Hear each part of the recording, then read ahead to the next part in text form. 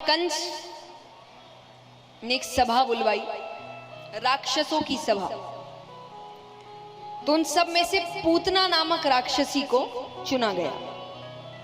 अब कंस कहे कि जल्दी पैदा हो गया तो मुझे नहीं पता कितनी जल्दी पैदा हो गया, तो जाओ और गोकुल में 6-6 महीने के जितने बालक हैं सबको मार दो। तो वो सुंदर स्त्री का वेश बनाकर जाती है, स्तनों पर विष का लेपन करके बच्चों को एकांत में ले जाए और दूध पिलाने के बहाने विष पिलाकर उनकी हत्या कर दे। अब रोजाना 2-2, 3-3 बच्चों की हत्याएं होने लगी। भगवान ने योग माया को आदेश दिया कि उसके मस्तक पर बैठो और उसे मेरे घर की ओर लेकर आओ, क्योंकि ऐसे सारे बच्चे चले गए तो मैं खेलूंगा किसके साथ। तो योग माया पूतना के मस्तक पर बैठती है और वो अपने आप नंद बाबा के घर की ओर चलने लगती है। अब पहले तो वो खिड़की पर आए, खिड़की से देखे कि इस घर में बच्चा है कि नहीं है, तो कहाँ है, पालना कहाँ है, पालने से रसोई घर कितना दूर है, रसोई घर से कमरा कितना दूर है, परिवार में कितने लोग हैं, वो सब देखती। तो वो जैसे ही खिड़की पर आती है, भगवान ने, क्योंकि यशोदा मैया आंगन में ही थी, भगवान को दूध पिला रही है, तो उसको देखते ही भगवान ने अपने नेत्र बंद कर लिए। देखिए, नेत्र बंद करना कोई इतनी बड़ी बात नहीं है, पर इस पर भी लोग टिप्पणियां कर रहे हैं। जैसे आपके शास्त्रों के टीकाकार होते हैं जो अपनी समझ से, अपने ज्ञान से समझाते हैं कि भगवान ने क्या कहा होगा या क्यों किया होगा, क्योंकि शास्त्रों में एक एक शब्द के, एक एक श्लोक के हजारों मतलब हो सकते हैं और उसको समझना इतना आसान, क्योंकि सबसे पहली बात तो जिसने लिखी है उसका जो दिमागी स्तर है और हमारा जो दिमागी स्तर है वो एक है नहीं, तो उनकी बात समझना इतना आसान, तो इसीलिए टीकाकार होते हैं जो आपको समझाते हैं कि क्या कहा गया होगा। तो इस पर कई टीकाकारों ने कहा है कि भगवान ने नेत्र क्यों बंद किए। कोई कहे कि भगवान ने सोचा पूतना बहुत पापी है, तो मैं अपनी कृपा दृष्टि इस पर क्यों डालूं, पहली दृष्टि भगवान की पड़ रही है, तो भगवान ने अपने नेत्र बंद कर लिए। कोई कहे कि भगवान ने सोचा मेरा कार्य तो दूध दही माखन खाने के लिए हुआ है, विष जैसी कड़वी चीज का स्वाद मैं क्यों लूं, तो भगवान नेत्र बंद करके महादेव जी को याद कर रहे हैं कि जैसे समुद्र मंथन का विष आपने ग्रहण किया, ये विष भी। तो अलग अलग राय है सबकी, और राय इसीलिए भी है कि भगवान कभी भी कोई कार्य बिना किसी कारण के नहीं करते। मैं हमेशा कहती हूं, और मैं क्या, शास्त्र कहते हैं, गीता जी ये बात कहती है कि भगवान की नकल नहीं करनी है। आपको भगवान की लीला इसलिए नहीं सुनाई जा रही कि आप नकल करिए, कर नहीं सकते, करोगे तो गलत होगा आगे जाके, सीख लेनी है।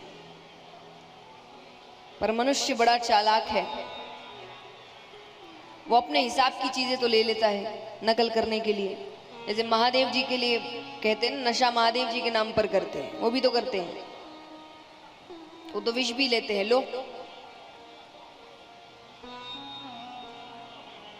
जहर भी पिया ना उन्होंने, बराबरी करनी है तो पूरी करो ना। श्री कृष्ण के लिए 10 बातें रास लीला करी, ऐसा किया, ऐसे प्रेम किया, वैसे किया, गोवर्धन पर्वत भी उठाया, उठाओ कोई पहाड़, 7 फनों के सर्प पे नृत्य किया, एक फन के सामने खड़े रहकर दिखाओ। और अगर ये नहीं कर सकते तो बाकी बराबरी भी मत करना। पर मनुष्य कैसा है, जब उसको उसके काम की चीजें मिलती है तो कह देगा बराबरी करके भगवान ने भी तो किया, और यही कठिन परिस्थितियां बता दो तो उसका तुरंत ही भाव बदल जाता है, अरे वो तो भगवान है। अपने हिसाब से वो अपने शब्द बदलता है। पर शास्त्र आपको समझाते हैं कि भगवान की नकल नहीं करनी है, क्योंकि भगवान के हर कार्य में जग कल्याण का कारण होता है और हमारे हर कार्य में हमारे कल्याण का कारण होता है। हमारा कल्याण होना चाहिए, ये अंतर है। तो यहां पर भगवान ने नेत्र बंद कर लिए। अब बंद कर लिए तो यशोदा मैया को लगा भगवान सो गए। अब जिनके घर में छोटा बच्चा है वो जानते हैं कि आप घर के अन्य कार्य तभी तक कर सकते हैं जब तक वो सो रहा है, वरना उसी के आगे पीछे घूमते रहो। तो यशोदा मैया को लगा कि तब तक मैं घर के अन्य काम खत्म कर लूं, तो वो उनको पालने में सुलाकर चली गई। पूतना आती है, भगवान को गोद में उठाती है और वन की ओर जाती है। अब सबसे पहले तो वन में जाकर वो अपने असली आकार में आती है, एक राक्षसी का रूप ग्रहण करती है। अब भगवान को दूध पिलाने लग रही है। कुछ देर तो भगवान ने दूध ग्रहण किया, उसके बाद वो उसके प्राण पीने लगे।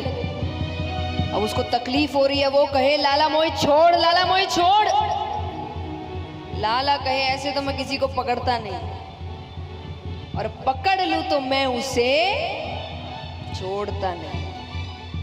देखिए ये दोनों तरीकों में है, अच्छे में भी बुरे में भी।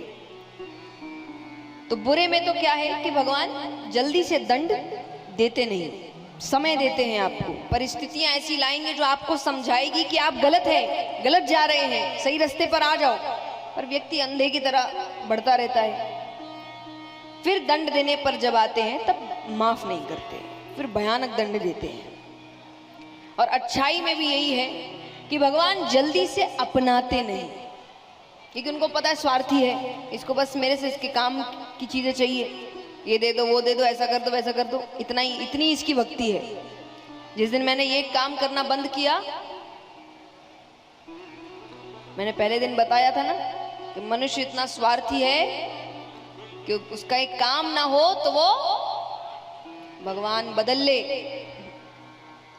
तो भगवान को भी कहीं ना कहीं समझ तो आ ही गया है कि हम कैसे हैं, तो जल्दी से वो अपनाते नहीं है। लेकिन अगर अपना लिया तब भगवान कहते हैं कि ऐसे तो मैं पकड़ता नहीं, और पकड़ लूं तो मैं उसे छोड़ता नहीं। अब यहां पर उसकी मृत्यु हो जाती है। विशाल राक्षसी का शरीर जब जमीन पर गिरता है, भयानक आवाज होती है। वो आवाज सुन के जितने ब्रजवासी है वो सब वन की ओर भागते हैं कि क्या हुआ, कहां से आवाज आ रही है। जिनके घर में बच्चा है वो अपना अपना पालना देखे, क्योंकि जब तक संतान नहीं होती सबसे ज्यादा चिंता खुद की होती है, पर संतान होने के बाद सबसे ज्यादा चिंता संतान की होती है। तो जिनके घर में बच्चा है वो आवाज सुन के अपना पालना देख रहे कि मेरा बच्चा कहाँ है। यशोदा मैया ने भी अपना पालना देखा, उनका पालना खाली। अब वो भी बेसुध होकर दौड़ती है। अब वहां पर सब पहुंच रहे हैं तो दृश्य क्या है कि एक विशाल भयानक राक्षसी का शरीर पड़ा है। उसकी छाती पर छोटे से, बहुत छोटे श्याम वर्ण भगवान बैठे हैं। अब एक बात बताइए, कोई भी माँ बाप अगर ये दृश्य देख ले कि उनका बच्चा ऐसे एक राक्षसी पर बैठा है, पहला काम माँ बाप क्या करेंगे? बच्चे को तुरंत उठाएंगे, हर कोई यही करेगा। पर यशोदा मैया ने ऐसा कुछ नहीं किया, क्योंकि वो जैसे ही वहां पहुंची उनकी पहली नजर भगवान पर पड़ी, फिर वो नजर हटी नहीं। उनको अभी तक राक्षसी दिखी नहीं है,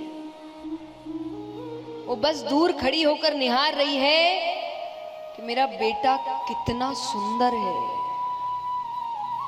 इतना सुंदर कोई कैसे हो सकता है?